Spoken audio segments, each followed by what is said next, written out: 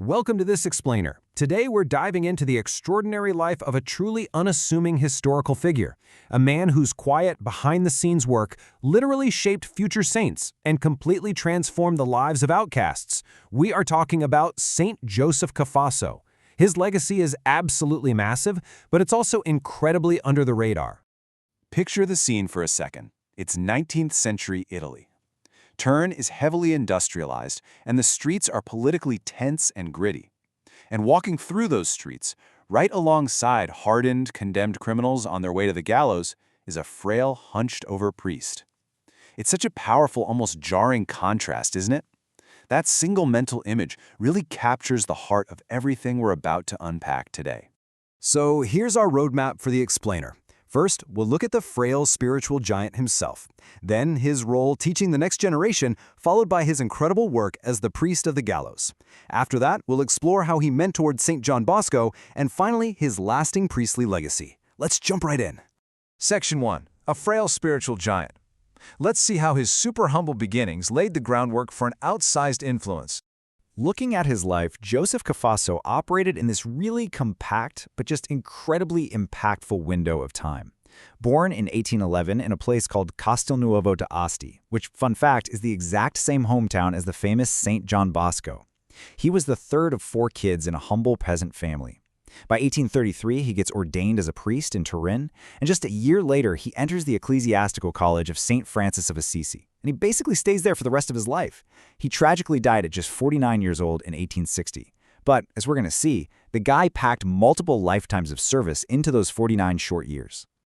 You know, Joseph was kind of a walking physical paradox.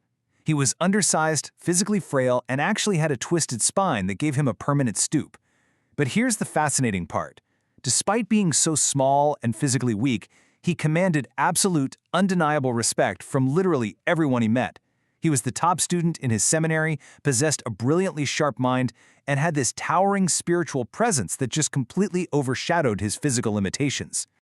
Moving on to Section 2, Teaching the Next Generation. Let's dig into his time as a brilliant theologian pushing back against the spiritual rigidness of his era. Okay, to really understand his teaching style at the college, we've got to understand what he was up against. The big theological opponent of the day was something called Jansenism. Think of it as this super prevalent movement heavily focused on rigid moralism and these incredibly complicated, strict theories.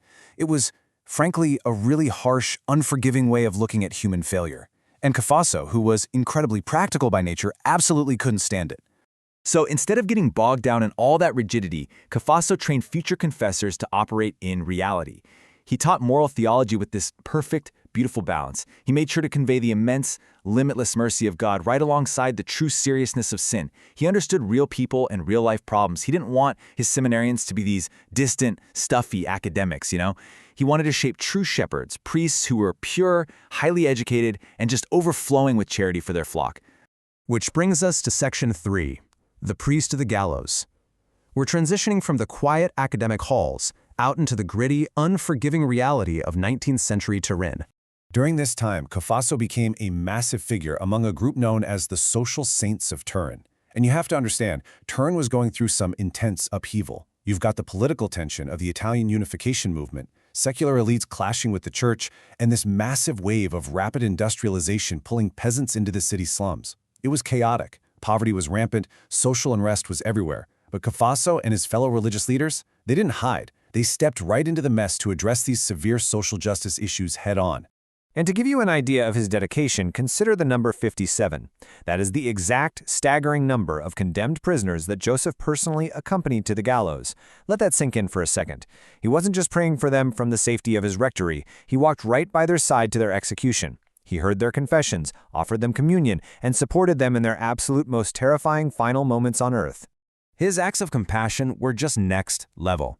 He was constantly visiting Turin's prisons, literally spending the entire night in these horribly harsh conditions just to be with the inmates.